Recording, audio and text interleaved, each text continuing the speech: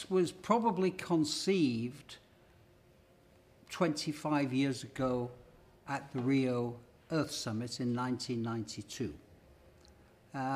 I was just starting off as the president of the World Travel and Tourism Council, which is now the business leaders organization for the travel and tourism sector. I was the first employee, and we were creating a story that said travel and tourism is the biggest industry in the world. We didn't have very much to go by. We had limited statistical material, but we had the 6 biggest companies in the world who said we have to be there on the world stage. And our message at that time was tourism is great. Tourism is good for you. Tourism creates jobs. Tourism deals with poverty and the whole thing. And I had begun to see that there are some downsides as well. And that like any economic activity, there are limitations to how good growth is. So I went to the Rio Earth Summit. I had that capacity. I met the chairman of the Secretary General of the summit, Maurice Strong.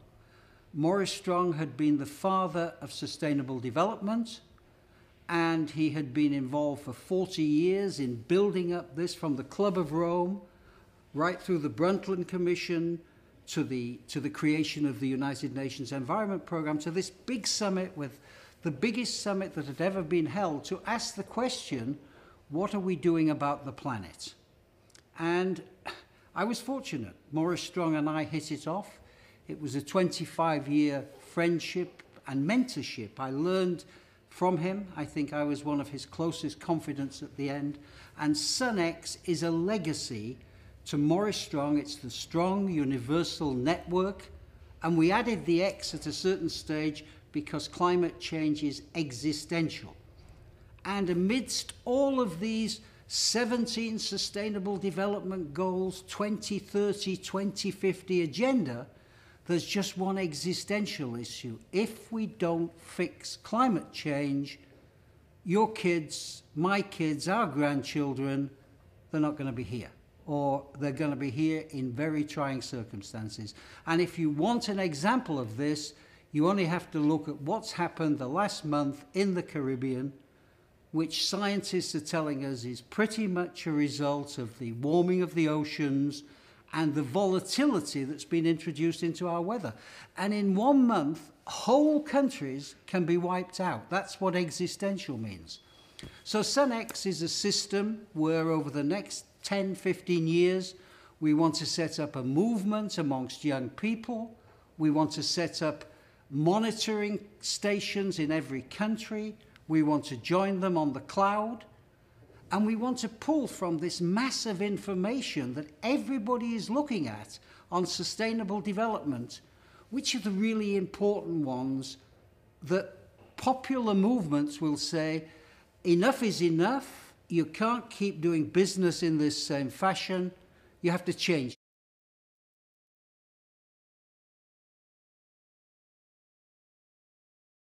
Hi, and good evening, everybody. My name is Juergen Steinmetz, joining you from Livestream.travel and eTurboNews in Honolulu, Hawaii. And with me is Professor Geoffrey Lipman. He's joining us from Brussels, Belgium. It is now 8 o'clock here in the evening in Honolulu. It's 7 in the morning for Geoffrey. And thank you for getting up that early. But it was an interesting day. And for you, it was an interesting yesterday, I guess, because we had we welcomed President Biden to the White House. A lot of us had been waiting for this, and we're having some major changes in the pipeline. And one of these changes is for the United States to rejoin the Paris Climate Agreement. And Geoffrey is an expert. His passion is climate. For those that don't know Geoffrey, he has been an Assistant Secretary General for the World Tourism Organization. He's actually the founder of the World Travel and Tourism Council, and their first was a president, I believe. And World Travel and Tourism Council is now representing mostly the large private industry. And he has been in the green field for many, many years, including we've been working here with him on the International Coalition of Tourism Partners for quite some time. Welcome, Geoffrey. Thank you, Thomas. As ever, it's a pleasure to be with you. No matter what time of the day or night, you seem to operate on a 24-hour clock. And as you rightly say, it's not just a great day for America, it's a great day for the world, to have America back into the international community, and particularly from my perspective, to have them back with such moral commitments into the Paris Climate Agreement, because ultimately that is existential stuff. It's the most important international agreement that there is out there. And to listen to President Biden and to his whole team, it's a complete 180 degrees turn for the last 4 years. So it's a wonderful day. We can start to plan again to save the future for our kids. And that's wonderful. And now you're based in Belgium, what is kind of in Brussels, what's kind of the capital of the European Union, but you're British. So you're really a global guy, because you've been traveling all over the world. I'm actually quite even more complicated, because I'm a Canadian citizen as well. I lived in Canada for 10 years when I worked with IATA, and became a Canadian citizen.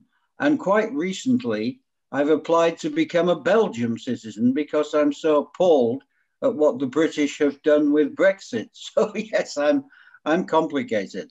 But we're all citizens of the planet, Thomas. I know that sounds like nice tree-hugging language, but the climate is something which affects the whole planet.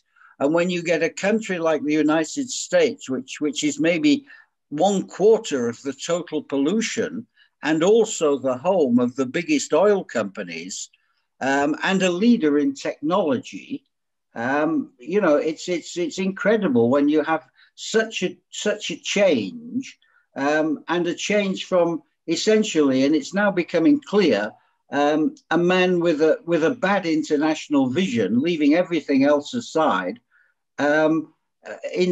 Now we have somebody coming back who's the exact opposite, who's a man who understands this issue, with a team, former Secretary Kerry, who's leading the efforts in this field, was one of the leaders of the original Paris Agreement.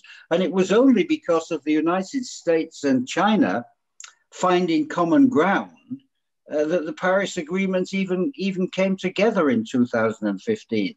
So now we have all the big players, the EU, China, and the United States, are all saying they have to have a zero carbon situation by 2050. And this is the chance of our lifetime. So it's an incredible day. And nobody in the world who watched the ceremony, listened to President Biden's inaugural address, should have any doubt as to how important this is for our whole society, not just for tourism or travel, but for everything that we do, which involves international relations and international trade. The US is back with its leadership position, which is wonderful. And it's like, I felt like we're breathing fresh air again this morning. For me, it was 7 in the morning when it was noon in Washington, D.C. And I have to say, everyone I talk to is very encouraged, specifically after what we experienced in the last few days under the old administration. Now it's time. I think it's even wrong to call it an administration, because they weren't administering anything. You've seen how they let the COVID situation get out of hand, and all of the positions, the military situation with NATO, and for me, the Paris Agreement, the US has suddenly become almost a pariah state for the last 4 years. And suddenly, not just to have them say, well, we're not going to go down that track, to come back in is massive. And let me say one other thing, Thomas. The US, it wasn't just the federal authorities that have a responsibility in this field. what we have seen in the absence of the US from the international situation is that the states and the cities have all been committing to the principle of moving towards clean energy, low carbon, and in fact, zero carbon increasingly by 2050. So the framework was still there, but the leadership was running in the opposite direction. And now we have clearly a good human being rather than a bad human being who says we want to regain our seat at the table. And it's a wonderful news for all of us. And realistically, how do you see this can be accomplished? I know 2050 is a little bit away, but it's not that far away. I'm going to be only 93 years old by that time, but the UN has actually put in place a global framework in 2015 was the key year. If you remember, they did two big things. The Paris Agreement was signed to try to get some global control over our climate, and the Sustainable Development Goals, the SDGs, were put into place. And these set targets for 2030 for almost everything that goes on. So any discussion in our sector about aviation's carbon impacts, about plastics, about the circular economy, about waste, they're covered in these two big agreements.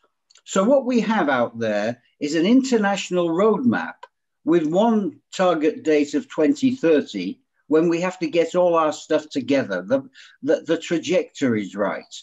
And then 2050, when we have to have bent our carbon curve so that it's operating consistently and sustainably at a much lower level. So we have a system, and the big challenge is, in order to get agreement on an international system, they had to say that every country has to do its own thing. So the challenge as we move forward is keeping all the countries doing what they committed to with these two big agreements. And in travel and tourism, we've tried in Sunex Malta to set up a conduit to that framework. We've created what we call a registry, a place where people can make their plans in regard to, on the one hand, their green plans with regard to the SDGs, everything that is green tourism, and their clean plans, everything with regard to the climate and the pollution and the Paris 1.5 agreement. We've set up a framework that helps them make those plans and, most importantly, register them so everybody can see that they're not just making statements, but they're actually doing something. And having the US come back in brings a massive amount of the tourism sector back into play. Instead of doing things which you know the government will not be supporting, you're able to do things, good things, which fit in with the direction which the government is now taking a world leadership position in. So it's a complete change of everything that we've been doing. Now, you mentioned some of the key words, health. At the same time, today, the United States also recommitted funding and to stay in the World Health Organization, what was one thing President Trump wanted to stop. So that's another good thing. We can talk about World Health Organization, about problems and issues all day long. It's vital for travel, Thomas. It's vital for the tourism sector, because for the foreseeable future, the next, nobody knows how long, but let's assume at least for the next 12 months, every traveler is going to have a health certificate, because the only way to get control of the pandemic is to take collective action which will stop it from transferring and from multiplying.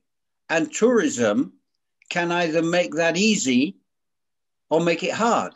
And I think the tourism authorities, they all recognize people have to have vaccinations, testing, proof of whether they have a certificate or not.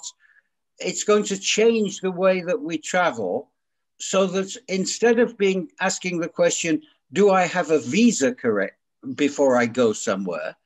We're going to have to ask, is my health situation in order? Do I have all the necessary certificates with me? Can I bring them together electronically? Because all of the check-in at the airport, all of the booking conditions are done electronically.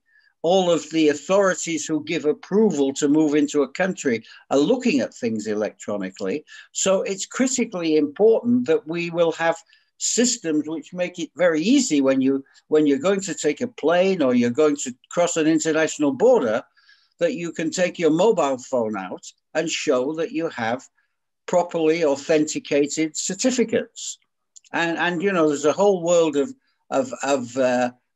fraud out there, of people making false certificates. So these have got to be properly certificated and protected from hacking and a whole set of things. So, you know, the coming back into the health organization for a country as influential as the United States is fantastic. All we want now is for them to come back into the World Tourism Organization, which they've been taking a free ride on for the past 10 years. Now, when we talk about tourism, pandemic, and all of this, is the pandemic, what influence is the pandemic doing when it comes to climate change? Marginal. In the big picture of things, it's slowed down the amount of carbon and other greenhouse gases that are coming from tourism. You know, tourism, as you keep reporting, is off by anything from 70 to 90% in most countries. So you can assume that the associated carbon pollution and other greenhouse gas pollution is also down by 70 to 90%. But as our total contribution in terms of tourism as a whole is between 5 and 8% of all the pollution, you know, maybe we've taken 2-3% out of the actual growth that has been there because of the growth of the tourism sector. So in the big picture, if you look at the world carbon figures, it didn't go down this year. It continued to go up, but at a lower rate than historically. And when that stuff gets up and gets into the atmosphere, that's it. It doesn't come down again. It stays there for 70, 80 years unless you can find some way of pulling it out of the atmosphere, and the science isn't there yet.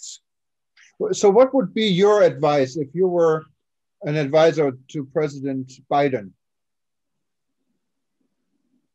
Well, President Biden seems to have taken on board, and actually much better, any advice that I could give him. I would say, welcome back to the world community. Thank you for your clear vision and international leadership, and more of the same. We're supporting you. Thank you, Geoffrey. And I think this was a good conversation, and I hope we can talk a lot more about this and other issue. You're always welcome to be part of our session. And I wanted to give it to Dr. Peter Tarlow for our daily news update for today, January 20th. Thank you, Geoffrey. I appreciate it. Let me just also thank you and thank Peter for the work that you're doing in bringing these issues to the attention of the community. I think, as always, you're way ahead of the game, and it's a pleasure to be on your show. Thank you for asking me. Thank you. You take care. Bye-bye. With me is Dr. Peter Tarlow. He's joining us from College Station in Texas, and we're reviewing today's news, and there is a lot of news today. And Peter, welcome. How's everything in Texas on Inauguration Day? Well, it was actually, the day started maybe like the country. It started very dark and rainy, but luckily it ended up with sun at the end of the day. So maybe that's a sign that good things are about to come. I think all of us, no matter if we're Democrats or Republicans or independents, we always want a president to succeed. and we always hope the best for every administration. So we have a new administration in this country, and let's hope that it will be a success, not only for the United States, but of course the United States has such a major role within the world, and that it'll have positive impact around the world. Let's certainly hope so. So yeah, it was a very busy day today, from an explosion in Madrid, and 3 people died, and I think 6 or 7 people were wounded right in the heart of the tourism sector, to aviation, which is starting to peak a little bit through the cold of COVID, and we're starting to see the first signs maybe of new life coming back. So those are, and then a lot of stuff is happening in different parts around the world. So we'll talk a little bit maybe about what's going on in Africa, for example. Yeah, and I know in the aviation system, Peter, there is a lot of movement these days because planes are designed to fly and not to stay on the ground. And there's Right. a lot of discussions. And actually, we had a very good discussion last night, what we may play actually again also after this today's news session. There's another one tomorrow with Vijay Poonasamy. He runs our World Tourism Network Aviation Intersection. And we had senior people on our discussion yesterday from ICAO, IATA, Lufthansa, and many more. And it's worth watching. And I'm very happy to say that our aviation interest group seems to take off quite prominently. No pun intended. Yes. And today, if you look at some trends, you know, they're going through the aviation work. Norwegian Airlines, this Norwegian Air was the first really no-thrill airline flying long haul also to the United States, connecting many places in Europe on a different type of system as traditional airlines, and they decided to go out of the long haul market. Now, whether this is a trend or something new, we don't know. Whether it's just because of Corona and the traditional carriers have to lower prices, and there's not too much difference going on a no-thrill carrier compared to a traditional carrier, we don't know. But it's an interesting development. And that's really a whole issue anyway, because the traditional carriers cut back a lot of frills, and the no frills had cut back price. So now I'm not really sure I understand that much of the difference between a traditional carrier and some of the low frill carriers, because many of them are not giving frills anyway. Many of them are dealing pretty much with the same type of price. So I think we're going to see over the long term a real change in how the airline industry is functioning. And one of the things that we're seeing is that a lot of the airlines are competing rather than on the quality of the food or whatever luxury, the headset they were giving you. Now they're talking about, we're the cleanest airline. We have the most disinfectant. We have the best filters. So interestingly enough, they might not feed you, but they're going to let you breathe. So that's going to be, I think, a possible change. And we don't know where that change is going to go in a post-COVID world, where people are really scared to travel. Yeah, and it was part of our discussion, our aviation discussion last night, and the opinion kind of came up. It's really not that much that people don't feel safe getting on an airline, because airlines are doing everything possible to be safe. It is more what destination where you fly to and what you need to expect once you land at an airport and beyond. So, and all of this has to be in harmony for anyone to be encouraged to travel. Now, there is an airline route that has been one of the busiest in the world and what completely died because of political differences. And this is between the United Arab Emirates and Qatar. Now, Abu Dhabi to Doha, flights were resumed by Etihad Airways, and this is a good sign. So now 2 rivals in the Arab world are talking to each other. In addition to this, new flights had been resumed, or new connections have been resumed. There have never been flights between Israel and the UAE. Right. So And that's all a very is a good development, I think, also in the airline industry. Yeah. I was surprised to see that Lufthansa, German airline, is now embarking on their what they call the longest flight ever between Hamburg and the Falkland Islands. So I don't know if this is. How many people go between Germany and the Falkland Islands off the coast of Argentina? This doesn't sound like it could be such a. I guess maybe a lot of Germans like sheep.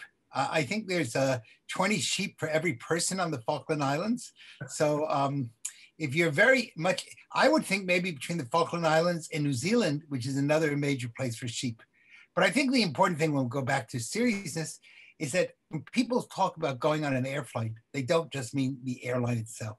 They mean the total experience. And that means from the time you park your car or take a bus or an Uber, whatever it is, until the time you leave the destination airport with your baggage.